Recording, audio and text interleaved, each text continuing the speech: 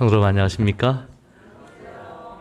평안한 한 주일 하나님과 동행하시다가 귀한 날에 다시 한번 주의 전에서 뵙게 돼서 참으로 감사합니다. 오늘은 요한복음 21장 14절로 17절의 말씀을 중심으로 함께 하나님의 은혜를 나누겠습니다. 요한복음 21장 14절로 17절 우리 한 절씩 좀 교독하도록 하겠습니다. 제가 먼저 읽고 우리 성도님들이 홀수절을 읽으시면 되겠습니다. 14절 제가 읽겠습니다. 이것은 예수께서 죽은 자 가운데서 살아나신 후에 세 번째로 제자들에게 나타나신 것이라.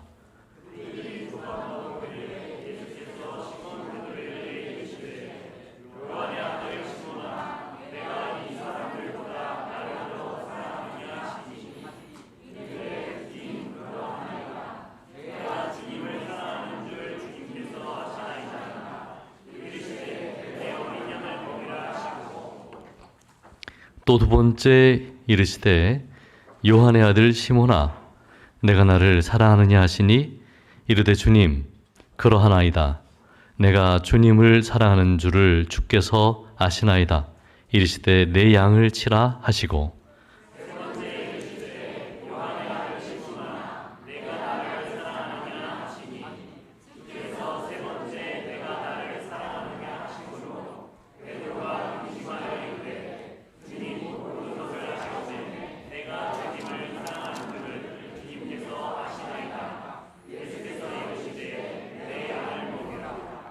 아멘. 네, 오늘은 요한복음의 가장 마지막 장에 나오는 베드로 이야기를 함께 나누려고 합니다.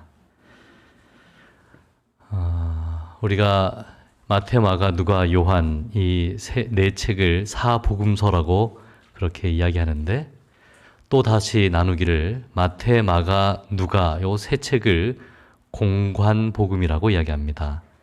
공관복음이라는 것은 똑같이 보고 적었다는 뜻이죠. 그래서 세 책을 공관복음으로 나누고 요한복음은 별도로 요한복음이다 이렇게 이야기합니다. 왜냐하면 네 책이 다 예수님의 생애를 기록하고 있는 것 같지만 앞에 세 책은 정말 말 그대로 예수님의 생애를 기록하는 것이 목적이었습니다. 그런데 요한복음은 조금 그 목적이 다르게 어떻게 우리가 그리스도 안에서 구원을 경험하고 생명을 얻을 수 있는가에 대해서 쓰고 있기 때문에 그 책을 별도로 구별하여 이야기하고 있습니다. 이미 마태, 마가, 누가가 예수님의 생애에 대하여 기록한 지 여러 해가 지났음에도 불구하고 다시 요한은 예수님의 생애를 중심으로 어떻게 우리가 그리스도로 말미암아 구원을 얻을 수 있는가를 꼭 쓰고 싶었기 때문에 이 책을 씁니다.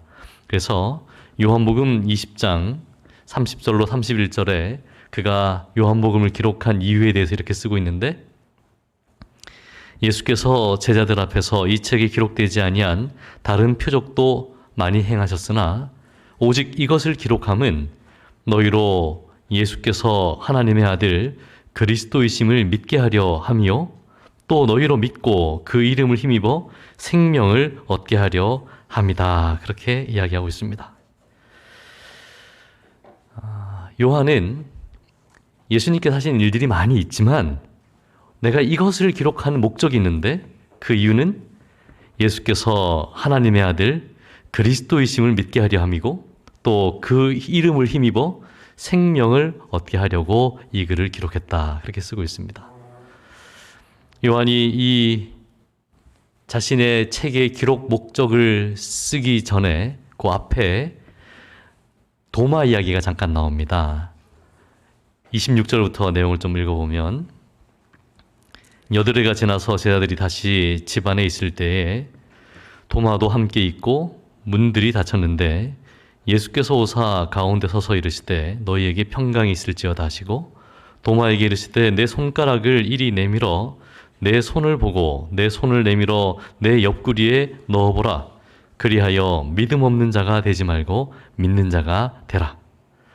도마가 대답하여 이르되 나의 주님이시요 나의 하나님이시니다. 이렇게 이야기합니다.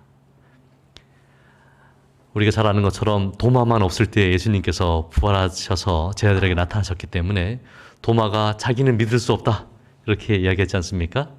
그래서 다시 도마가 있을 때에 예수께서 한 번 더 나타나셔서 그에게 내 손을 내밀어 내 손과 옆구리에 넣어보고 믿으라고, 그러면서 믿음 없는 자가 되지 말고 믿는 자가 되라 이렇게 말씀하셨습니다. 이때 도마가 한 고백이 뭡니까? 나의 주님이시요 나의 하나님이시다 이렇게 고백하거든요. 요한은 도마의 이 고백이 오늘 우리의 고백이 되기를 원하는 마음으로 이 책을 쓴 것입니다. 그래서 예수께서 이르실 때 너는 나를 본고로 믿느냐? 보지 못하고 믿는 자는 복되도다 그렇게 말씀해 주셨죠.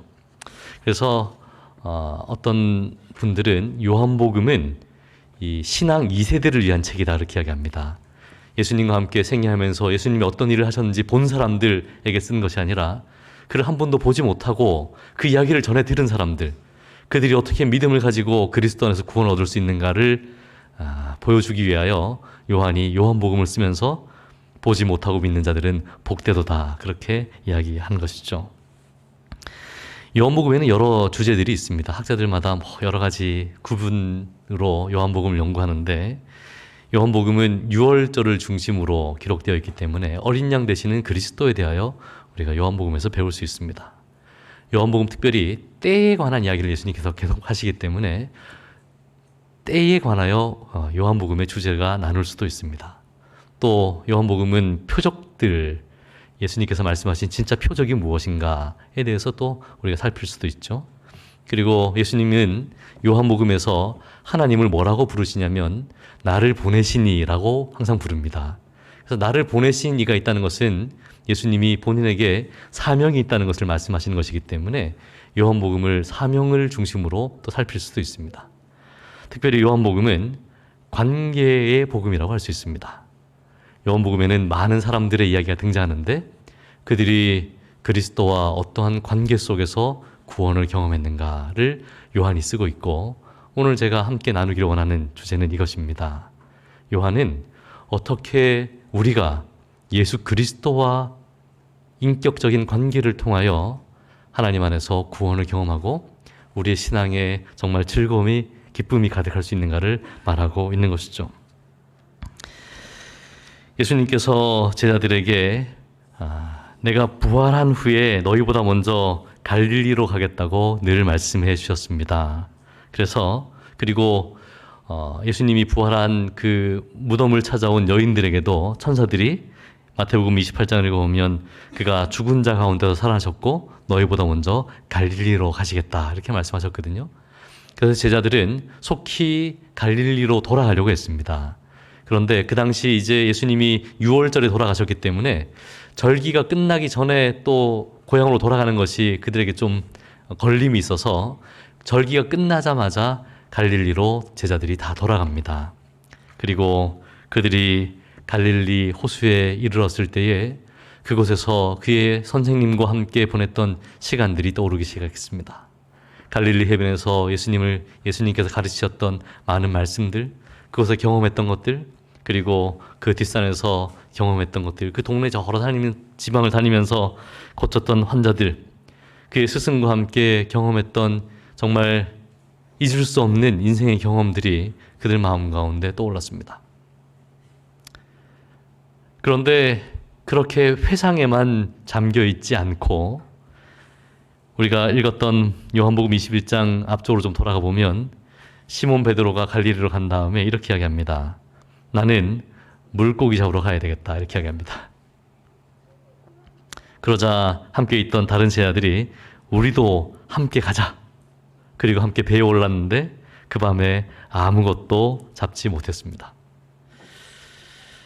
시몬 베드로가 구주에 대한 기억이 충만한 갈릴리 바닷가에서 그 예수와 지냈던 모든 시간들을 마음 가운데 떠올리고 회상에 젖어 있다가도 그가 돌아가야 될 일상이 있는 것이죠. 언제든지 항상 그렇게만 있을 수는 있는 건 아니지 않습니까? 그래서 그도 어부였기 때문에 다시 일상으로 돌아가는 것입니다. 시대의 소망은 이 장면을 이렇게 이야기하는데 아직도 배와 고기잡이에 대한 애착을 버리지 못했던 베드로가 그들에게 바다로 나아가 그물을 던지자고 제의하였다. 그들 모두는 곧 이 계획에 가담했다. 그들은 음식과 의복이 필요했는데 하루 저녁만 고기를 잘 잡으면 그러한 필요를 채울 수 있었다. 이렇게 쓰고 있습니다. 그러니까 그들이 예수님에 대한 기억은 기억이고 또 먹고 살아야 되기 때문에 어쩔 수 없이 고기를 잡는 것입니다. 그런데 그들의 기대와는 다르게 그날 밤 고기를 잡지 못했죠. 그리고 이야기는 이렇게 이어집니다. 4절부터 보면 날이 새어갈 때에 예수께서 바닷가에 서셨으나 제자들이 예수인 줄을 알지 못하는지라. 예수께서 이르시되 얘들아 너희에게 고기가 있느냐 대답하되 없나이다.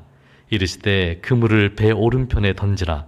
그리하면 잡으리라 하시니 이에 던졌더니 물고기가 많아 그물을 들 수 없더라.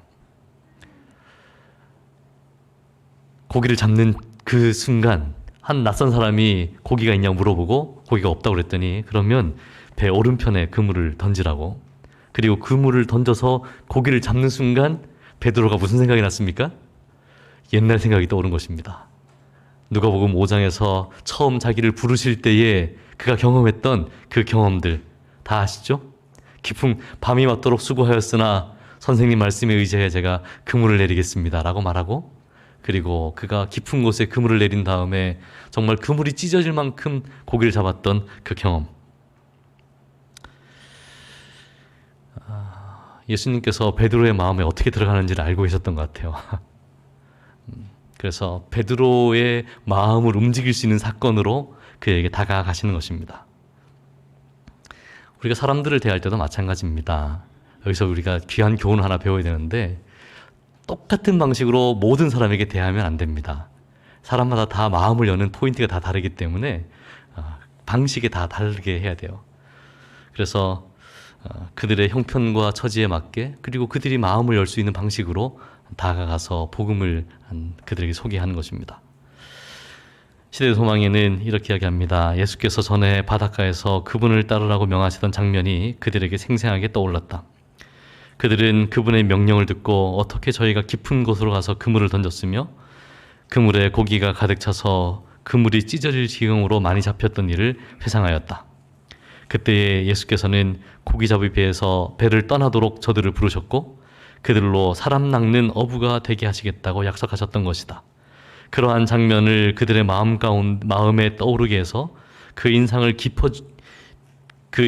깊이 심어주기 위하여 그분은 다시 이적을 행하셨던 것이다. 그렇게 기록하고 있습니다.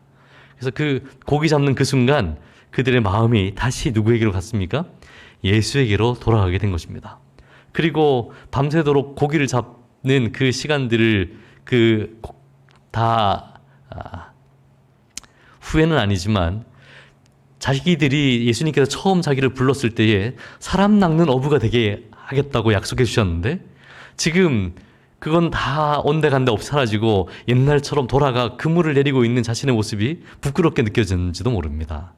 그리고 즉시 그들이 그물을 내려놓고 예수님에게 쫓아가죠. 가장 앞장섰던 사람이 바로 베드로입니다. 예수께서 사랑하시는 그 제자가 베드로에게 이르되, 여기 예수께서 사랑하시는 그 제자는 요한이죠. 요한이 베드로에게 이르되 주님이시라 하니 시몬 베드로가 벗고 있다가 주님이라 하는 말을 듣고 겉옷을 두른 후에 바다로 뛰어내리더라. 이렇게 하겠습니다. 그 순간 다시 그리스도에 대한 기억이 떠오르고 저분이 그리스도라고 하는 확신이 들어서 바다로 뛰어드는 베드로의 모습을 볼 수 있습니다. 계속 읽어보면 육지에 올라보니 숯불이 있는데 그 위에 생선이 놓였고 떡도 있더라. 예수께서 이르시되 지금 잡은 생선을 좀 가져오라 하시니 시몬 베드로가 올라가서 그물을 육지에 끌어올리니 가득 찬 큰 물고기가 153마리라. 이같이 많으나 그물이 찢어지지 아니하였더라. 예수께서 이르시되 와서 조반을 먹으라 하시니 제자들이 주님이신 줄 아는 고로 당신이 누구냐 감히 묻는 자가 없더라. 예수께서 가셔서 떡을 가져다가 그들에게 주시고 생선도 그와 같이 하시니라. 그냥 우리가 읽기만 해도 그 장면이 그려지시죠? 밤새도록 고기 한 마리도 못 잡고 있던 제자들이 예수님의 명령대로 다시 오른편에 그물을 내리고 고기를 잡는 순간 예수님에 대한 기억이 떠오르고 그리고 뛰어내려가 예수님을 만나게 됩니다.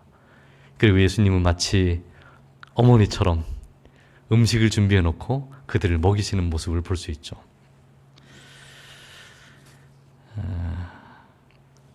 성경에는 하나님을 우리가 아버지라고 부르지만 이렇게 어머니 같은 하나님이 많이 나오거든요. 그래서 이걸 어떤 교단에서는 이렇게 어머니 하나님이다 뭐 이런 이야기를 하는데 그것은 이제 성경을 잘못 이해하는 것입니다. 어머니 같은 하나님의 모습이 계속 등장하는 것이죠. 우리 하나님을 우리가 아버지라고 부르는 건 제가 여러 번 설명드렸지만 하나님을 아버지라고 부르는 것은 그가 남자이기 때문에 하나님을 아버지라고 부르는 것이 아닙니다. 왜 하나님을 아버지라고 부르냐면 하나님에게서 생명이 왔기 때문에 그를 우리가 아버지라고 부르는 것입니다. 우리의 표현을 따라서. 그래서 그 하나님에게 무슨 성별이 있어서 아버지가 있으면 어머니도 있는 거 아니냐 이렇게 말하는 것은 성경을 아주 잘못 이해하는 것이죠.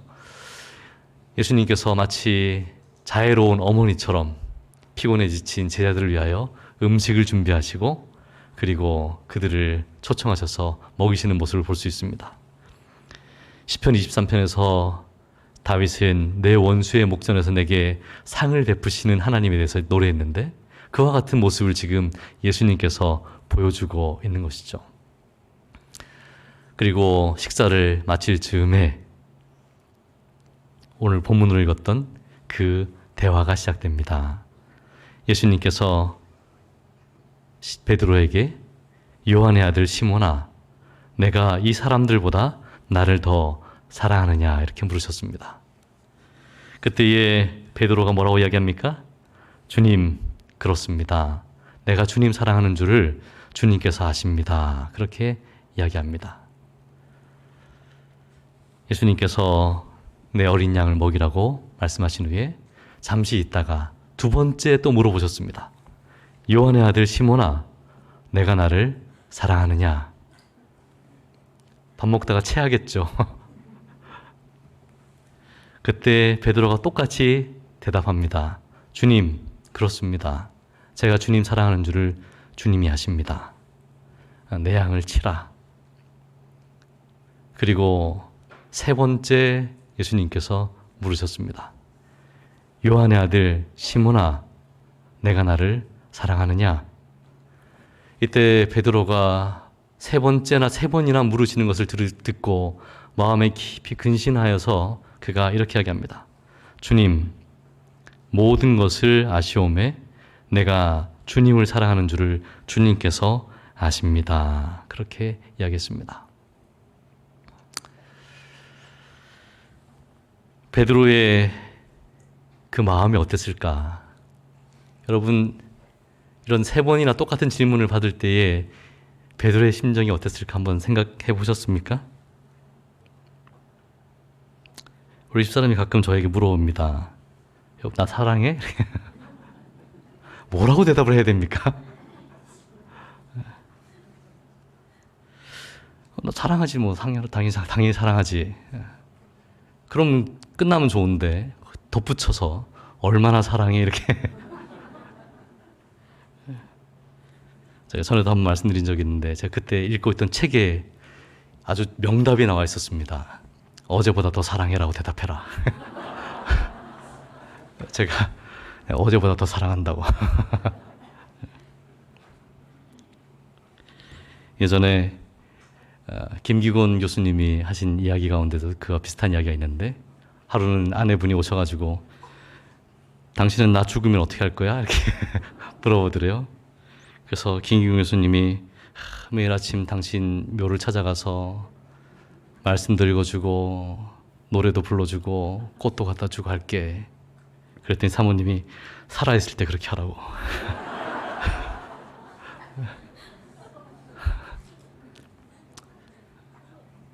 다 웃으셨죠? 네. 예수님께서 그날 베드로에게 너 나 사랑해? 이렇게 물은 것은 그런 로맨틱한 질문이 아니죠. 그날 예수님께서 베드로에게 내가 나를 사랑하느냐 이렇게 물을 때에 베드로는 가슴이 찢어지는 것 같았습니다. 사실은 3번이나 물으실 만한 이유가 있다라고 베드로 스스로 생각했어요. 왜 그랬습니까? 그가 예수님을 3번이나 부인했기 때문에 저렇게 여러 번 물으셔도 내가 할 말이 없지. 마음에 근심하며 주님, 제가 주님 사랑하는 줄을 주님이 아십니다. 주님 모든 것을 아심으로 제가 주님 사랑하는 줄을 주께서 아십니다. 그렇게 하겠습니다. 아무리 회개해도 잊혀지지 않는 쓰라린 경험이 베드로에게 있는 것이죠. 그의 선생을 부인할 뿐 아니라 저주하고 욕하고 부인했던 사람이었습니다. 그런데 부활하신 예수님께서 그의 치부를 드러내는 것처럼 보이는 질문을 통하여 사실은 그를 욕보이고자 하는 것이 아니라 그를 회복시키고 있는 것이죠. 예전에 베드로는 이렇게 얘기했던 사람입니다. 다른 사람은 다 주를 버려도 저는 절대로 주님을 버리지 않겠습니다. 이렇게 이야기했던 사람이었습니다. 그런데 이날 베드로는 좀 달라졌습니까? 좀 달라졌습니다. 예수님이 내가 나를 사랑하느냐고 물으실 때에 당연하다고, 다른 사람은 몰라도 나는 주님을 사랑합니다 이렇게 말하지 아니하고 주님 모든 것을 아시오매 제가 주님을 사랑합니다 이렇게 이야기했습니다. 여기에는 그의 사랑이 형제들의 사랑보다 크다는 열렬한 보증이 없다. 그는 자신의 헌신에 대한 의견을 표시하지 않았다. 마음의 모든 동기를 명백히 아실 수 있는 분에게 그는 자신의 성실에 대하여 내가 주를 사랑하는 줄 주께서 아시나이다라고 하면서 판단해 주시기를 간청했다. 그렇게 이야기합니다. 베드로는 예수께서 자기의 사랑을 의심한다고 생각했습니다. 그럴 만한 충분한 이유가 있다고 그렇게 생각한 것이죠. 그래서 그는 정말 쓰라린 마음으로 고백하듯 주님 모든 것을 아시오매 제가 주님을 사랑합니다. 그렇게 이야기하는 것입니다. 옛날 같았으면 3번째 물었을 때 저를 못 믿으십니까? 이렇게 말했을 베드로였습니다. 충동적으로 말하고 행동하는 사람이었죠. 감정적으로 행동하는 사람이었습니다. 그런데 그는 이제 달라진 모습을 보여주고 있습니다. 베드로는 본래 충동적이고 나서기를 잘하는 사람이었는데 사단은 끊임없이 그의 이 연약한 고리를 걸고 넘어뜨려서 그를 시험 가운데 빠뜨렸습니다. 베드로가 예수님을 부인하기 전에 예수님께서 말씀하시기를 사단이 밀 까부르듯 하려고 너를 청구하였으나 내가 너를 위하여 믿음이 떨어지지 않기를 기도하니 너는 돌이킨 후에 내 형제를 굳게 하라고 그렇게 이야기하셨습니다. 이제 시간이 흐르고 베드로의 삶에 변화가 찾아왔음을 명확하게 보여주고 있는 것이죠. 그는 이전보다 달라진 사람으로 예수님 앞에 서 있는 것입니다. 그리고 겸손한 마음으로 그렇게 예수님의 질문에 대답하고 있는 것이죠. 그는 실패하기 전에는 늘 지각 없이 순간적인 충동을 따라 말하곤 했지만 그는 항상 다른 사람의 일을 바로잡으려고 하고 그리고 자기 자신이나 자기가 말하려고 하는 것을 분명하게 이해하지 못하면서도 자기의 생각을 표시하는 사람이었습니다. 그러나 회개한 베드로는 매우 달랐고 그는 전에 가졌던 격정을 제어하고 그리스도의 은혜로 그의 열심을 조절하고 있습니다. 그는 다시는 성급하거나 자신을 믿거나 자고하지 않고 조용하고 침착하고 온순하게 예수님의 질문에 대답하고 있습니다. 베드로가 회복되었음을 지금 주님께서 질문을 통하여 제자들 앞에 보여주고 있는 것이죠. 베드로는 그리스도의 질문이 마음에 참 괴로웠으나 그 질문의 시간을 다 지난 후에 그가 용서받고 인정받고 봉사할 준비가 되었음을 깨닫게 되었습니다. 우리도 이와 같은 아름다운 변화가 있게 되기를 간절히 바랍니다. 우리 연약함이 있을 수 있습니다. 남들이 다 아는 연약함이 있을 수도 있고 나만 아는 허물이 있을 수도 있습니다. 그러나 주께서 끊임없이 우리의 삶에 임하셔서 그것을 만지실 때에 그 아름다운 변화가 베드로에게 있었던 것처럼 우리에게도 있게 되기를 간절히 바랍니다. 회개란 이렇게 시작하는 것입니다. 그가 참으로 회개한 사람이었던 것은 하나님이 어떤 분인지 바르게 알았기 때문에 참으로 회개할 수 있었습니다. 하나님을 잘 모르면 회개가 잘 일어나지 않고 바르게 회개하지 못합니다. 그 대표적인 사람이 유다인 것이죠. 유다도 참 큰 죄를 지었으나 그가 회개하고 주께로 돌아올 수 있는 사람이었는데 그의 실수는 어디에 있었는가? 하나님을 바르게 알지 못한다는 데 있었습니다. 그렇기 때문에 그는 스스로의 운명을 결정짓게 된 것이었죠. 그런데 베드로도 큰 실수 가운데 있었으나 그가 회개하고 변화되어 새로운 사람이 될 수 있었던 것은 하나님이 어떤 분인지 알았기 때문에 그런 것입니다. 그는 나 같은 죄인을 살리신 하나님, 나 같은 죄인도 용서하시는 하나님을 이해하고 있었기 때문에 그가 돌이켜 그리스도의 은혜 가운데서 변화를 경험하게 된 것이죠. 그리고 그의 관계는 그리스도 안에서 개인적인 관계로 들어가게 됩니다. 그는 하나님과 다른 사람들, 하나님과의 관계 속에 다른 사람들의 시선이 그를 가로막지 않는 그런 사람으로 나아가고 있어요. 사실 이날도 여전히 그가 다른 사람들의 삶에 관심이 있었습니다. 요한은 어떻게 되겠습니까? 이렇게 묻지 않습니까? 그런데 나중에 보면 그의 삶이 점점 더 발전하여 다른 사람에 의하여 신앙이 좌우되는 것이 아니라 그가 개인적으로 하나님과 예수님과 연결되는 것을 보게 됩니다. 사실 요한복음의 이야기는 이 이야기를 하고 있어요. 그래서 요한은 요한복음 20장에서 요한복음을 마치 마무리하는 것처럼 쓰다가 다시 아주 중요한 예화를 기록하는 것처럼 21장을 쓰고 있는 것입니다. 그래서 요한복음을 쭉 읽어보면 예수님을 만난 사람들의 이야기가 쭉 등장하거든요. 그리고 그들이 어떻게 그리스도 안에서 질병을 치유받고 죄를 용서받고 그리고 구원을 경험했는가가 기록되어 있습니다. 그리고 그 모든 관계가 그리스도와 개인적인 살아있는 관계를 통하여 일어나는 것을 요한이 쓰고 있으면서 내가 이것을 기록한 목적이 있는데 예수님이 그리스도이신 것을 너희가 믿고 그 이름을 힘입어 너희도 생명을 얻도록 하기 위해서 이것을 기록했다고 이야기하고 있습니다. 그리고 아주 멋진 예화로 베드로의 경험을 쓰고 있는 것이죠. 오늘 우리가 어떻게 구원을 경험하는가? 교회 열심히 다니면 구원을 받는가? 그렇지 않습니다. 신앙생활이, 교회 생활이 우리를 구원하는 것이 아니라 오늘 내가 그리스도와 어떠한 관계 속에 있는가 하는 것이 우리의 구원을 결정짓는 것입니다. 에스겔 14장 20절에 비록 노아, 다니엘, 욥이 거기 있을지라도 나의 삶을 두고 맹세하노니 그들은 자녀도 건지지 못하고 자기 의로 자기의 생명만 건지리라고 말씀하셨습니다. 신앙은 개인적인 관계 속에서 일어나는 것입니다. 물론 함께 신앙하는 우리 모든 성도들이 있기 때문에 우리가 서로 의지가 되고 함께 동역하여 앞으로 나가는데 큰 도움이 되는 것은 사실이지만 마지막 시간에 그들의 운명은 그렇기 때문에 결정되는 것이 아닙니다. 우리가 출애굽을 통해서 배우는 교훈도 그것이죠. 한동안 그들은 고센 땅에 이스라엘 백성들과 함께 머물므로 재난을 피할 수 있었습니다. 그렇지 않습니까? 그러나 마지막 그들의 운명을 결정짓는 것은 고센 땅에 있었기 때문이 아니라 그들이 개인적으로 어린 양의 피를 문설주에 바름으로 구원을 경험한 것입니다. 이것이 마지막 구원의 모습이거든요. 그래서 한동안은 이렇게 함께 신앙하는 신앙의 공동체가 큰 힘이 되고 도움이 되어 앞으로 전진하지만 그러나 마지막 우리의 운명을 결정짓는 것은 내가 오늘 그리스도와 어떤 관계 속에 있는가 하는 것입니다. 하나님과 이와 같이 아름다운 관계 속에서 신앙하게 되기를 간절히 바랍니다. 그리스도께서 베드로에게 하신 질문에는 깊은 의미가 있었습니다.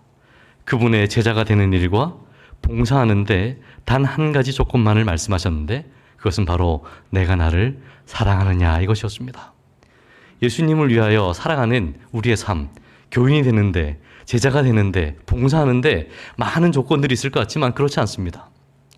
오늘 침례를 받으시는 우리 임무정 성모님도 이 말씀을 꼭 기억하시기 바랍니다. 우리가 신앙하는데 배워야 될 게 많은 것 같지만 그렇지 않아요. 한 가지가 확실하면 되는데 내가 주님을 사랑하는가 하는 것입니다. 그가 내 개인의 구주이신가 하는 것입니다. 그로 말미암아 내가 그분과 함께 동행하며 살아가는가 하는 질문인 것입니다. 이것이 필수적인 자격이라고 이야기했습니다. 비록 베드로가 다른 모든 것을 소유했더라도 그리스도에 대한 사랑이 없었더라면 그는 양떼를 돌볼 만한 자격을 갖추지 못한 것입니다. 우리가 헌금 생활 잘하고 예배 잘 드리고 정말 친하게 지내고 오늘 교과에서 배운 대로 어려운 사람 열심히 돕고 그렇게 살지라도 그 출발점은 어디가 되어야 되는가? 내가 그리스도를 사랑하는 데서부터 출발하는 것입니다. 사실은 그거보다 한 걸음 더 나아간 출발 지점이 있는데 예수님께서 나를 얼마나 사랑하시는지를 아는 데서부터 출발하는 것입니다. 예수님이 날 사랑하는 것을 알고 내가 그리스도를 사랑하고 이 아름다운 관계가 우리 가운데 있을 때에 그들은 흔들리지 않는 믿음 위에 서서 하늘을 향하여 전진하는 백성들이 될 것입니다. 오늘 이 시간 말씀을 마치면서 다시 한번 내가 그리스도와 어떠한 관계 속에 신앙하고 있는가?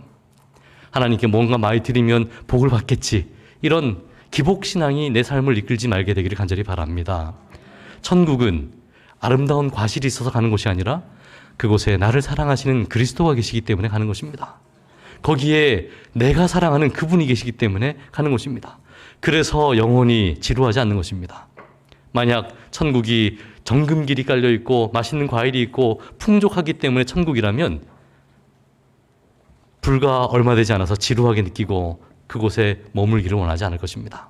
그런데 이 아름다운 관계가 우리 가운데 바르게 맺어진다면 그곳이 바르게 천국 되는 것이죠. 그러면 천국은 언제 시작될 수 있습니까? 지금 우리가 그리스도와 바른 관계 가운데 있을 때에 내 삶에 하나님의 나라가 시작되는 것입니다. 이것을 우리가 은혜의 왕국이라고 그렇게 이야기하는 것이죠. 오늘 우리 모두가 그리스도와 함께 은혜의 왕국 가운데 살게 되기를 간절히 바라면서 말씀을 줄이겠습니다.